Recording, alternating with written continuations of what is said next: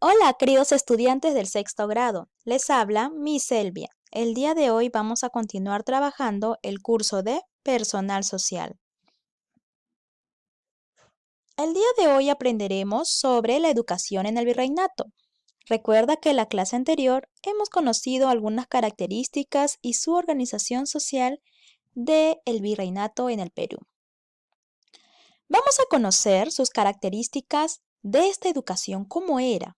Primero, era elitista. ¿Por qué? Porque solamente una clase social dominante lo podía recibir y la gran mayoría de la población estuvo excluida. También era dogmática, porque los estudios eran controlados por la corona española y también por la iglesia. Además, sus conocimientos impartidos no podían ser cuestionados.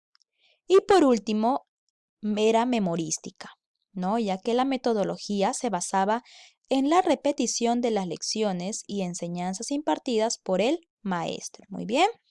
Ahora, tenemos por acá la estructura de los estudios, ¿no? Se basaba primero en las primeras letras, que consistió en el aprendizaje de la lectura, escritura, pero en castellano, las operaciones básicas de aritmética y además la doctrina cristiana, ¿no? Es decir, la religión.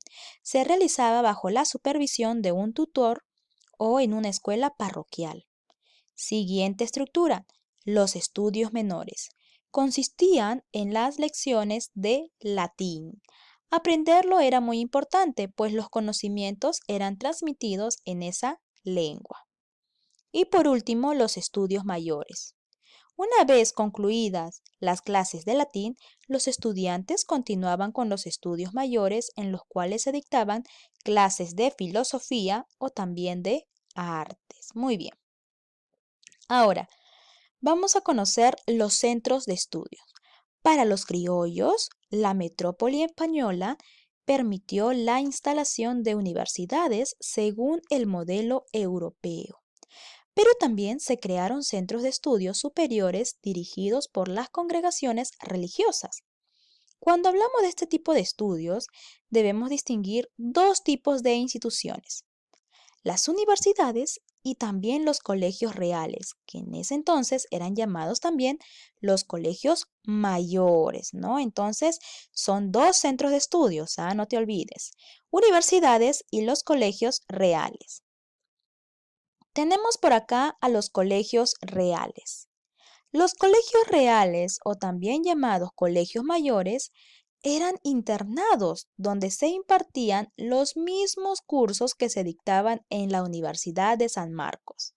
Si los estudiantes querían obtener un grado académico, ya sea bachiller, licenciado, maestro o doctor, debían rendir exámenes en la universidad. Entre los colegios mayores tenemos el colegio, por ejemplo, San Pablo, San Martín y San Bernardo, que donde queda en el Cusco. ¿Ok? Muy bien. Ahora tenemos a las universidades. Las universidades eran los centros de estudios superiores y que otorgaban grados académicos. Las materias que se enseñaron en las aulas universitarias fueron, por ejemplo, filosofía, arte, derecho y teología. Las universidades que se fundaron durante el virreinato fueron la Real y Pontificia Universidad San Marcos, fundada el 12 de mayo en 1551 por iniciativa del fray Tomás de San Martín, mediante la Real Cédula firmada por el rey Carlos I. La Universidad de San Cristóbal de Huamanga, que queda en la Ayacucho, que se fundó en el año de 1667. Y después tenemos a la Universidad de San Antonio de Abad del Cusco, fundada en 1692. Y por último, la Universidad de San Agustín de Arequipa, que fue fundada en 1741. Es decir, la primera universidad que se instauró en el Virreinato del Perú fue la Universidad Nacional Mayor de San Marcos, que actualmente es muy reconocida, ¿no es cierto? Muy bien. Entonces, tenemos por acá los colegios de caciques o también de los curacas, ¿no? Habíamos hablado que los curacas gozaron de un trato privilegiado por parte de las autoridades españolas. Entonces, por ser considerados nobles, esto implicaba que también tuvieran acceso a la educación. Y para este fin se establecieron los colegios de caciques en diferentes ciudades del virreinato. En estos colegios, los caciques aprendían, por ejemplo, la doctrina cristiana, gramática, aritmética para las cuentas como el tributo y también el latín. Además, recibían clases de literatura y de buenos modales, es decir, de tipo europeo, ¿no? De acuerdo a ello, entonces vamos a dar inicio a conocer la Universidad Nacional Mayor de San Marcos, la universidad más antigua de Latinoamérica. El 12 de mayo de 1551 se creó la Real y Pontificia Universidad de la Ciudad de los Reyes o también de Lima. Comenzó a funcionar en 1553 en el convento de Santo Domingo. San Marcos tuvo una gran importancia intelectual y política durante la colonia, pues gozaba de rentas provenientes de inmuebles urbanos, haciendas y hasta tributos de los indios. Sus estudios eran de artes, derecho, filosofía y teología, incluyendo materias de física, además de matemáticas. Hubo también una cátedra de medicina que después se convertiría en la Escuela de San Fernando, ¿no? Entonces, acá podemos observar su símbolo de la Universidad Nacional Mayor de San Marcos.